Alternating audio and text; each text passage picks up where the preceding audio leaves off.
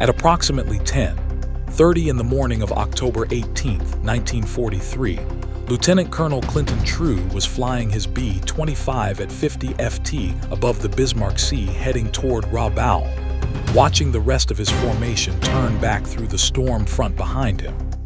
The aircraft had a name painted on its nose, Red Wrath. He had 35 other B-25s still with him, a storm between him and his target, no fighter escort, and a recall order his radio operator would later explain he had not received. True had been commanding the 345th Bomb Group for less than a month.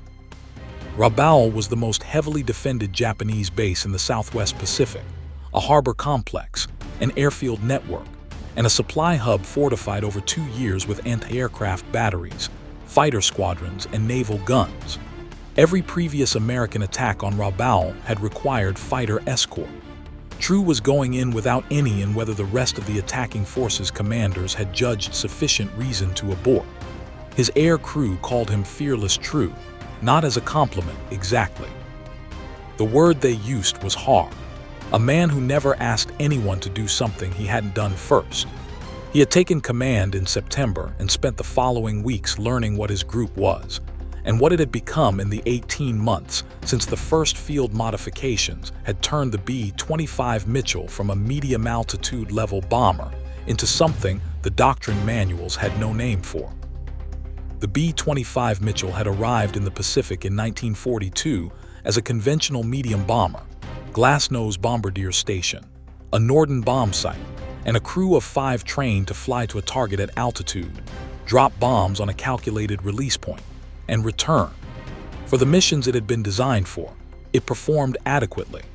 Against Japanese shipping in the narrow waters and tropical weather of the Southwest Pacific, it produced hit rates that senior commanders described as inadequate. The Norden bombsight required a stable, level approach at altitude to calculate the release point. Japanese ships moved. Tropical weather denied the stable approach. The hits did not follow. A field modification program begun in 1942 replaced the glass bombardier nose with a solid metal plate and added 4 forward-firing .50 caliber machine guns. The program was driven initially by an engineer named Paul Irving Gunn, known to the men who worked alongside him as Pappy Gunn.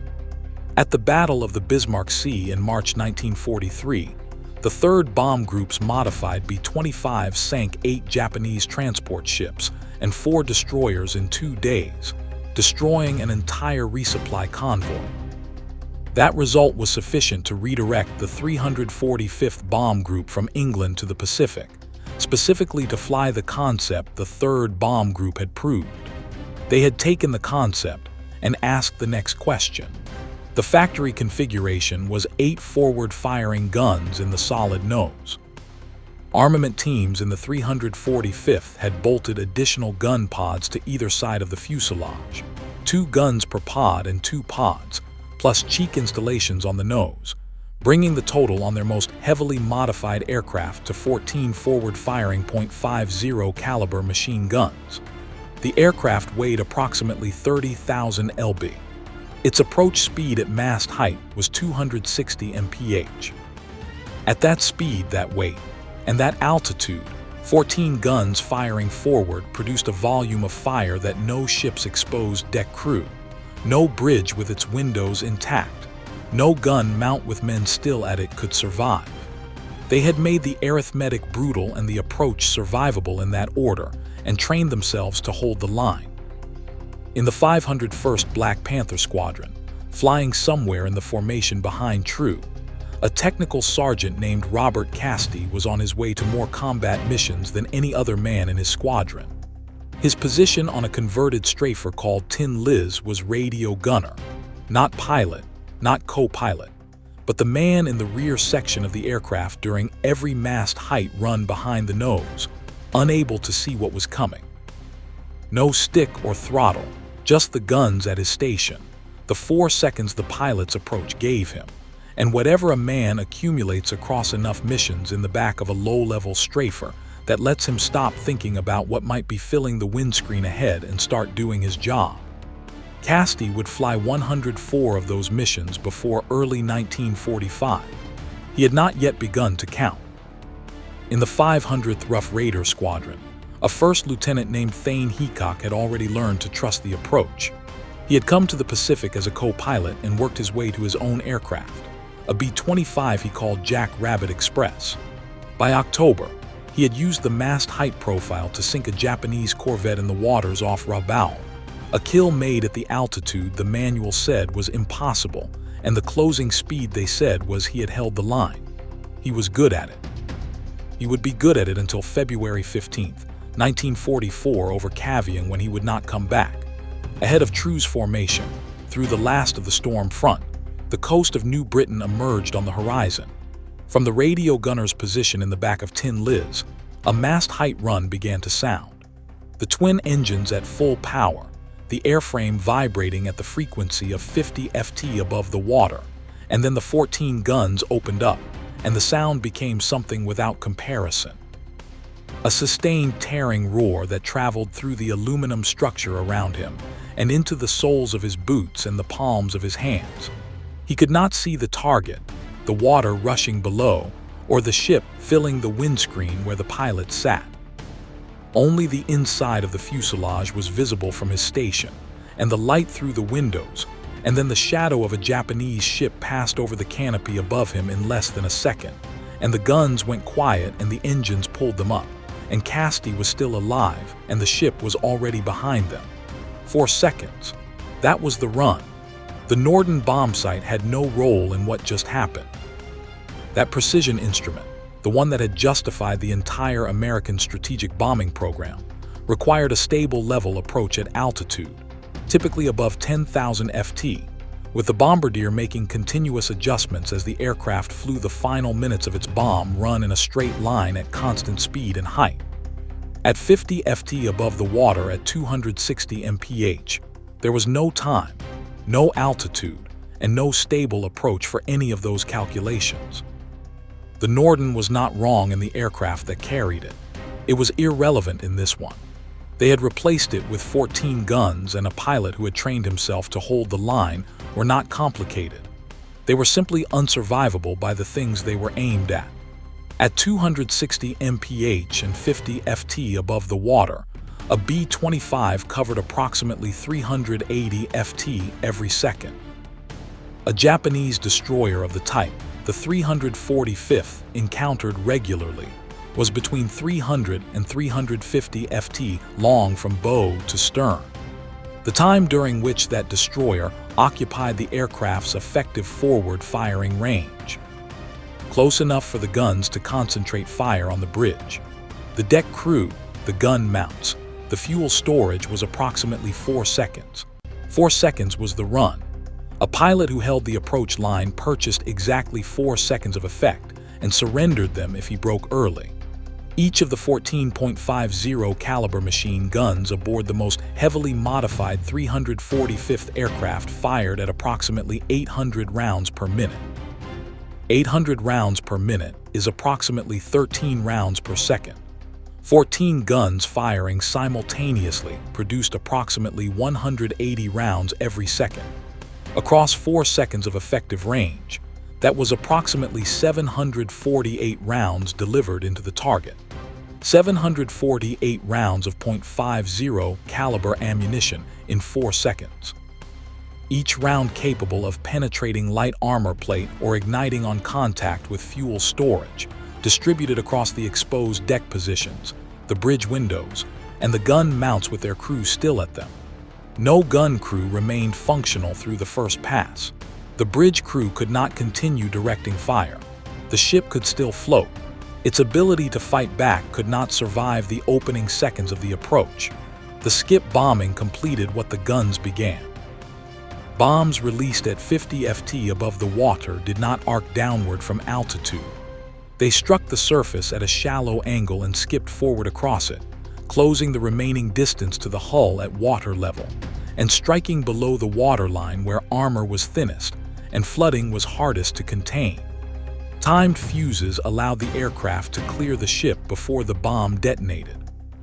The pilot who held the line long enough to release at the correct distance had roughly 2 seconds to clear the mast before the explosion came up behind him. Adding gun pods to a B-25 was of bolting metal to metal. The problem was the approach itself, specifically the requirement that a pilot fly a 30,000 lb aircraft directly at something that was shooting at him, hold a straight line while it did so, and not break off until the release point. Every instinct produced by 2 years of combat experience delivered the same message. Something is firing at you. Do not fly toward it. The Air Apache addressed this through repetition. They flew the approach until the instinct to break away was overridden by the knowledge that the geometry worked when the line was held and failed when it was not. Casti had no control over whether the line was held. That was not his job. His job was to be in the back of the aircraft while the pilot held it, come back when the pilot brought them home, and get into the aircraft the next morning and do it again. He would do it 104 times. The 36 B-25s of the 345th crossed the coast of New Britain below the cloud base and went in over Rabaul at low altitude on the morning of October 18, 1943. Japan had not prepared its defenses for an unescorted attack in those weather conditions. The damage assessment that came back reflected it. 41 aircraft destroyed on the ground, 3 ships sunk, 38 aerial kills against a loss of 2 B-25s. True's formation, which had gone in on terms 5th Air Force had explicitly not authorized, had achieved more in a single morning than several previous weeks of missions combined. 3 days later, True stood in General Kenny's office in Brisbane and repeated the story about the radio operator and the recall order. The local newspapers that morning were carrying headlines describing MacArthur's daring new tactics. The B-25 gunships over Rabaul, the results, the unescorted approach. Kenny had read them before True arrived. He did not believe the radio failure story any more than anyone else had. In view of the results, a court-martial was not what the moment required. Kenny awarded True the Distinguished Service Cross, the second highest decoration the Army gave for valor in combat, and the 345th received a Distinguished Unit Citation for the Rabaul operations. The Army Air Forces had been prepared to court-martial True for what he had done. Then the results came in and the Army gave him a medal instead. This was not hypocrisy. It was the precise mechanism by which a doctrine gets revised. Someone proves it wrong in a way the command cannot ignore, and the command finds a way to credit the proof without admitting the doctrine was wrong. True handed over command in June 1944, and the group continued under new commanders carrying the same aircraft in the same approach into progressively more defended airspace. From New Guinea to Biak to Leyte to Luzon, the mast-height strafer attacks moved with the front, finding Japanese shipping wherever it moved. The targets became more heavily defended as Japan's position became more desperate. Gun configurations did not change. The approach did not change. In February 1944, the 345th joined 5th Air Force's attack on Cavium, the Japanese supply base on the western tip of New Ireland.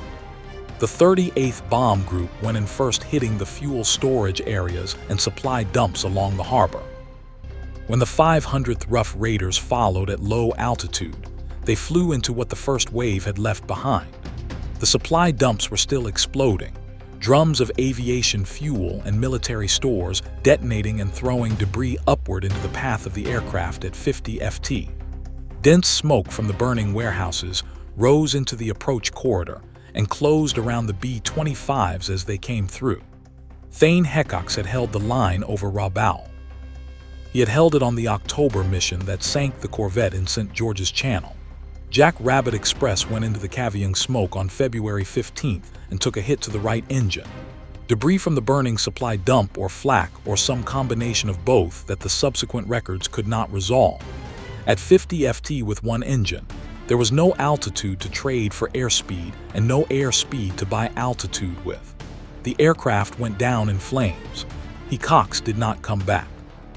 4 B-25s from the 345th did not come back from Caviang that day. The 345th kept flying through Biak and Leyte and onto Luzon. The final configuration aircraft followed the front. By early 1945, the group was operating from the Philippines, flying against Japanese shipping in the China Sea and along the Formosa coast, targets that would have been beyond reach from New Guinea 18 months earlier. On April 6, 1945, a 345th sweep caught a Japanese naval force in open water, a destroyer and 2 frigates, warships, not merchant vessels, with Gunn crews who knew the approach profile and were watching the horizon for it. The 14 Gunn aircraft made their runs at 50 ft. The destroyer and both frigates went down in that water. The Japanese had adjusted their defenses across 2 years of engagement, spacing ships further apart, increasing anti-aircraft concentrations at harbor approaches, stationing fighter cover at low altitude. None of it was sufficient to stop the attacks. It was sufficient to kill more crews. Post-war Japanese naval testimony assessed the B-25 gunship attacks as more destructive to the Pacific supply chain than submarines, more accurate against shipping than dive bombers, more versatile against a wider range of targets than torpedo planes. The Army Air Forces had sent those aircraft to the Pacific as medium-altitude level bombers. They received this assessment of what those bombers had become. The 345th operational record confirmed the testimony. 260 ships sunk, 275 damaged across 26 months of combat, 12 and 2 million rounds of ammunition expended, 712 men killed. Those two numbers belong in the same sentence. The factory B-25J with a solid 8-gun nose entered production before the Pacific War ended. North American Aviation built 4,318 of them. The engineers who had received the field modifications as improvised solutions built the improvisation into the production line. Doctrine that had said medium bombers flew at medium altitude produced, at scale, an aircraft specifically designed to fly at 50 ft and fire everything it carried forward.